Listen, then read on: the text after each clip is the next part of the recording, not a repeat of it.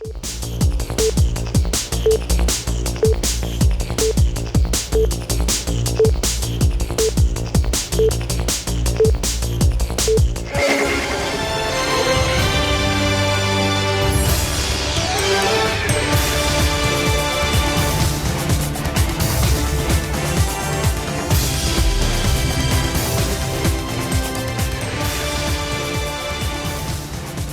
গল্প আছে যেগুলো শুধু অতীতের না, আজও আমাদের জীবনকে প্রভাবিত করে। কিছু বাস্তবতা আছে যেগুলো আমরা প্রতিদিন দেখি কিন্তু সবসময় বুঝে উঠি না। আর কিছু প্রশ্ন যার উত্তর খুঁজছে আমাদেরই প্রজন্ম। এসব গল্প, বাস্তবতা আর প্রশ্ন নিয়েই শিশু কিশোরদের দৃষ্টিতে আমাদের চারপাশ। স্বাগতম, আপনারা দেখছেন মুক্ত খবর। আমি আফরারাইদাহ পৃথিয়া। চলুন এক নজরে দেখে নেই আজকের প্রধান শিরোনাম। শিকাগোর রক্তে লেখা মে দিবসের ইতিহাস। অটিজম সচেতনতায় বদল জরুরি। এআই স্বাস্থ্য পরামর্শ, নতুন গবেষণায় উদ্বেগ। ভিডিও গেম এখন চিকিৎসা, ADHD নিয়ন্ত্রণে নতুন দিগন্ত। মমির ভেতরের রহস্য উন্মোচনে আধুনিক প্রযুক্তি।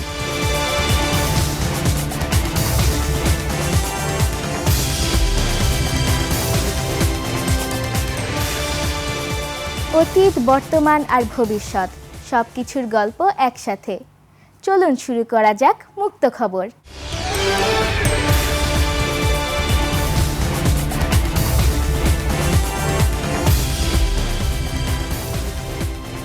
শুরু করছি এমন একটি ইতিহাস দিয়ে যা লেখা হয়েছে সংগ্রাম আর ত্যাগের মাধ্যমে।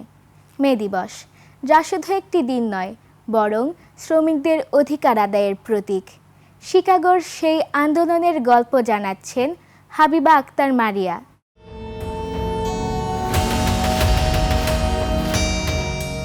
আজ পহেলা মে। ক্যালেন্ডারের পাতায় এটি একটি ছুটির দিন হলেও এর পেছনে রয়েছে শ্রমিক শ্রেণীর দীর্ঘ সংগ্রাম, বঞ্চনা আর আত্মত্যাগের ইতিহাস। 19 শতকের শেষ দিকে শিল্প বিপ্লবের সময় শ্রমিকদের দিনে 10 থেকে 16 ঘন্টা পর্যন্ত কাজ করতে বাধ্য করা হতো। বিশ্রাম, ন্যায্য মজুরি কিংবা মানবিক কর্মপরিবেশ সবকিছুই ছিল অনিশ্চিত। এই অমানবিক পরিস্থিতির বিরুদ্ধে প্রতিবাদের আগুন জ্বলে ওঠে যুক্তরাষ্ট্রের শিকাগো শহরে। 1886 সালের পহেলা মে শুরু হয় শ্রমিকদের ঐতিহাসিক আন্দোলন, যার মূল দাবি ছিল 8 ঘন্টা কর্মদিবস। আন্দোলনের ধারাবাহিকতায় 4 মে হে মার্কেট চত্বরে আয়োজিত এক সমাবেশে হঠাৎ বিস্ফোরণ ও পুলিশের গুলিতে প্রাণ হারান বহু শ্রমিক ও আইন শৃঙ্খলা বাহিনীর সদস্য। এই ঘটনার পর প্রহসনমূলক বিচারে কয়েকজন শ্রমিক নেতাকে মৃত্যুদণ্ডও দেওয়া হয়, তবে তাদের আত্মত্যাগ বৃথা যায়নি। শিকাগোর সেই রক্তাক্ত ইতিহাসই পরবর্তীতে বিশ্বব্যাপী শ্রমিক অধিকারের আন্দোলনকে শক্তিশালী করে এবং 8 ঘন্টা কাজ, 8 ঘন্টা বিশ্রাম, 8 ঘন্টা ব্যক্তিগত সময় এই নীতিকে আন্তর্জাতিক স্বীকৃতি এনে দেয়। বিশেষজ্ঞদের মতে এই কর্মঘণ্টার ভারসাম্য শুধু শ্রমিকদের অধিকার নয়, বরং মানুষের শারীরিক ও মানসিক সুস্থতার জন্য অত্যন্ত গুরুত্বপূর্ণ। শিকাগোর সেই রক্ত ভেজা রাজপথ আজও বিশ্বজুড়ে শ্রমিকদের অধিকার আদায়ের প্রতীক। এই মে দিবসে প্রত্যাশা, প্রতিটি শ্রমজীবী মানুষের জন্য নিশ্চিত হোক ন্যায্য মজুরি, নিরাপদ কর্মপরিবেশ এবং মানবিক জীবনযাপনের অধিকার। হাবিবা আক্তার মারিয়া, মুক্ত খবর, 21 টেলিভিশন।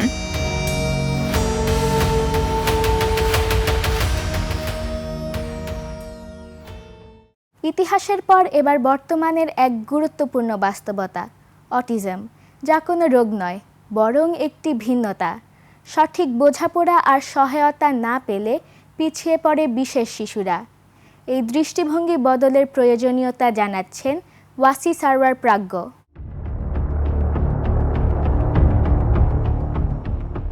আমাদের চারপাশেই এমন কিছু শিশু রয়েছে যাদের আচরণ ও বেড়ে ওঠা অন্যদের তুলনায় কিছুটা ভিন্ন।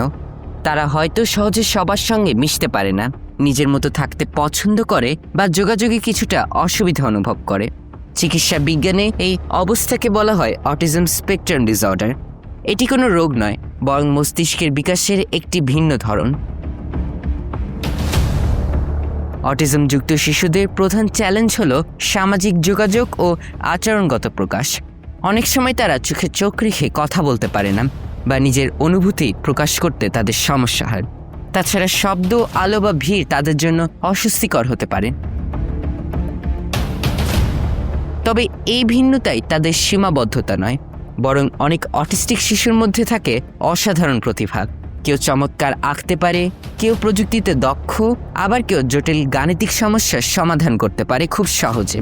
সঠিক পরিবেশ ও সহায়তা পেলে তারা নিজেদের সক্ষমতা দিয়ে বিশ্বকে চমকে দিতে পারে। এমন উদাহরণ বিশ্বজুড়েই রয়েছে। বিশেষজ্ঞরা বলছেন, আমাদের দেশের সবচেয়ে বড় বাধা হচ্ছে পারিবারিক মানসিকতা। অনেক বাবা মা সন্তানের মধ্যে অটিজমের লক্ষণ দেখলে তা স্বীকার করতে চান না। সামাজিক লজ্জা বা ভয়ের কারণে শিশুকে আড়ালে রাখা হয়, ফলে তারা প্রয়োজনীয় থেরাপি ও বিশেষ শিক্ষা থেকে বঞ্চিত হয়।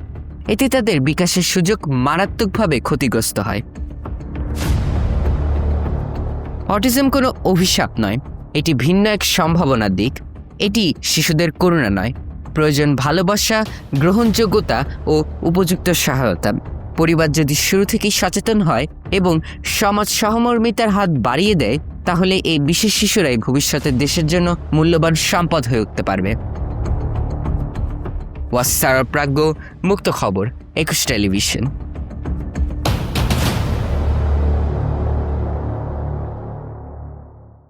মানুষের অধিকার থেকে শুরু করে শিশুদের বিকাশ, এই গল্পগুলো আমাদের ভাবায়।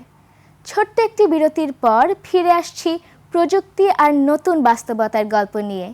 দেখতে থাকুন মুক্ত খবর।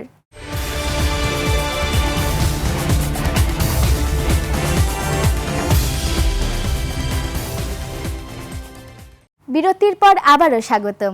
আপনারা দেখছেন মুক্ত খবর। চলুন এবার চোখ রাখি প্রযুক্তির দিকে।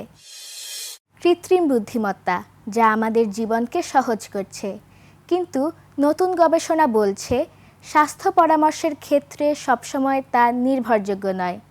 এআই এর এই সীমাবদ্ধতা নিয়ে বিস্তারিত জানাচ্ছেন যামিনী আক্তার ঝুমুর।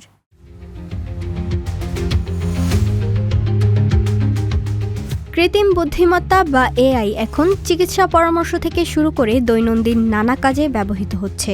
তবে সাম্প্রতিক এক গবেষণায় দেখা গেছে এআই নির্ভর স্বাস্থ্য পরামর্শ সবসময় নির্ভরযোগ্য নয়।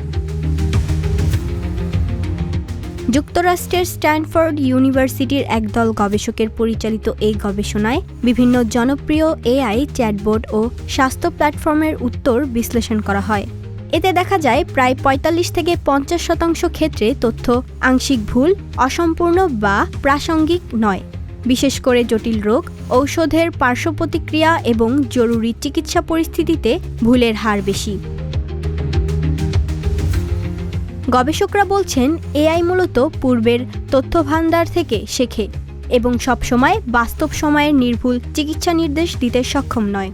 ফলে অনেক ক্ষেত্রে এটি এমন পরামর্শ দেয় যা রোগীর জন্য ঝুঁকিপূর্ণ হতে পারে, যেমন ভুল ঔষধের ডোজ বা অপ্রাসঙ্গিক চিকিৎসা পদ্ধতি।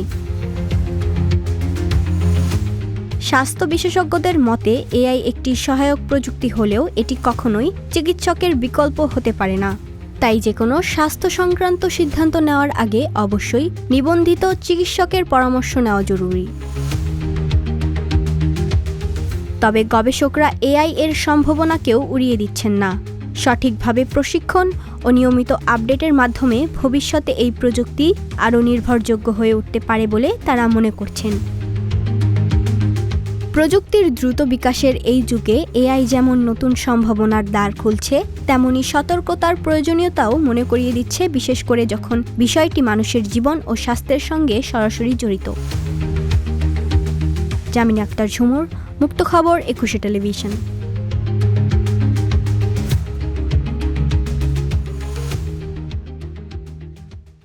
প্রযুক্তির আরেকটি ভিন্ন ব্যবহার, যা খুলে দিচ্ছে নতুন সম্ভাবনার দরজা, ভিডিও গেম, যা আগে ছিল শুধু বিনোদন, এখন সেটি ব্যবহৃত হচ্ছে চিকিৎসায়।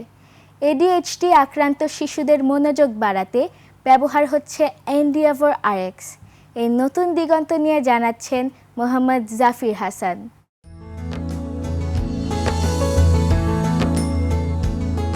চিকিৎসা বিজ্ঞানে নতুন এক দিগন্তের সূচনা হয়েছে প্রযুক্তির হাত ধরে।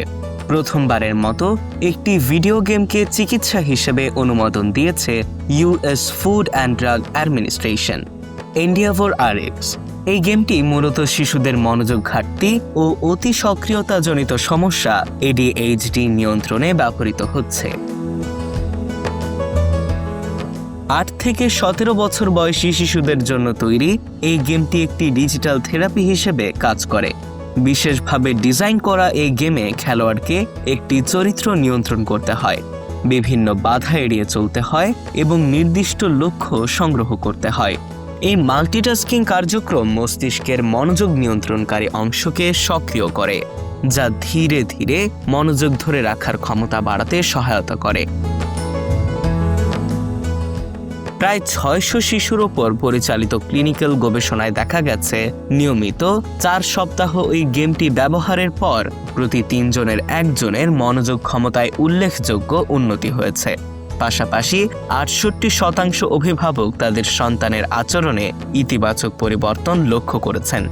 সবচেয়ে বড় বিষয় হলো প্রচলিত ওষুধের তুলনায় এর পার্শ্ব প্রতিক্রিয়া তুলনামূলকভাবে কম। চিকিৎসকদের পরামর্শ অনুযায়ী দিনে 25 মিনিট করে সপ্তাহে 5 দিন এই গেমটি ব্যবহার করলে ভালো ফল পাওয়া যায়। তবে এটি সাধারণ গেমের মতো নয়, ব্যবহারের জন্য প্রয়োজন হয় বিশেষজ্ঞ চিকিৎসকের প্রেসক্রিপশন। বিশেষজ্ঞরা বলছেন এন্ডিয়াভর RX চিকিৎসা ব্যবস্থায় এক নতুন সম্ভাবনার দ্বার খুলে দিয়েছে, যেখানে প্রযুক্তি ও চিকিৎসা একসঙ্গে কাজ করে রোগ নিয়ন্ত্রণে ভূমিকা রাখছে। ভবিষ্যতে ডিজিটাল থেরাপি আরও বিস্তৃত হয়ে জটিল রোগ ব্যবস্থাপনায় গুরুত্বপূর্ণ ভূমিকা রাখতে পারে বলেও মনে করছেন তারা। মোহাম্মদ জাফির হাসান, ডেস্ক রিপোর্ট, মুক্ত খবর, 21 টেলিভিশন।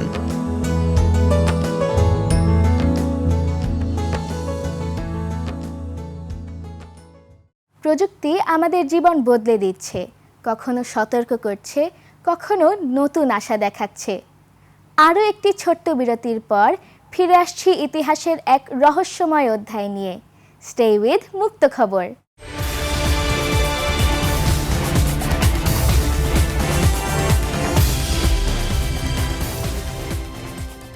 আবারও স্বাগতম, আপনারা দেখছেন মুক্ত খবর। শেষে এমন একটি গল্প যা আমাদের নিয়ে যায় হাজার বছরের পেছনে, প্রাচীন মিশর, যেখানে মৃত্যুর পরের জীবন নিয়েও ছিল বিস্ময়কর ধারণা।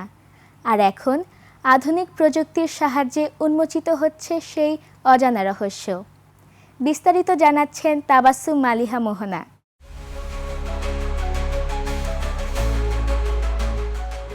প্রাচীন ইতিহাসের এক রহস্যময় অধ্যায়, মিশরীয় মমি। হাজার বছর ধরে সংরক্ষিত এই দেহগুলোর ভিতরে লুকিয়ে থাকা অজানা তথ্য এখন উন্মোচিত হচ্ছে আধুনিক প্রযুক্তির মাধ্যমে। সাম্প্রতিক গবেষণায় বিজ্ঞানীরা উন্নত মেডিকেল স্ক্যান, বিশেষ করে সিটি স্ক্যান প্রযুক্তি ব্যবহার করে মমির অভ্যন্তরীণ গঠন বিশ্লেষণ করছেন। এই প্রযুক্তির ফলে মমি খুলে ক্ষতি না করেই জানা যাচ্ছে তাদের শরীরের নানা তথ্য। গবেষণায় দেখা গেছে অনেক মমির দেহে অস্ত্রোপচারের চিহ্ন রয়েছে, যা প্রাচীন চিকিৎসা বিজ্ঞানের উন্নতির ইঙ্গিত দেয়। পাশাপাশি দাঁত ও হাড় বিশ্লেষণের মাধ্যমে জানা যাচ্ছে তাদের খাদ্যাভ্যাস এবং বিভিন্ন রোগের ইতিহাসও। বিশেষজ্ঞদের মতে এই স্ক্যান প্রযুক্তি শুধু ইতিহাসের অজানা দিক উন্মোচন করছে না, বরং মানবদেহ সংরক্ষণ ও চিকিৎসা বিজ্ঞানের বিবর্তন বুঝতেও সহায়তা করছে। এতে আরও স্পষ্ট হচ্ছে যে প্রাচীন মিশরীয়রা মৃত্যুর পরের জীবন সম্পর্কে গভীর বিশ্বাস পোষণ করতেন এবং সেই বিশ্বাস থেকেই তারা দেহ সংরক্ষণের বিশেষ পদ্ধতি অনুসরণ করতেন। প্রযুক্তির অগ্রগতির ফলে অতীতের রহস্য আজ ধীরে ধীরে স্পষ্ট হয়ে উঠছে। নীরব মমিগুলো যেন নতুন করে বলছে হাজার বছরের গল্প, যা সমৃদ্ধ করছে মানব সভ্যতার ইতিহাস। তাবাসসুম মালিহা মোহনা, মুক্ত খবর, 21 টেলিভিশন।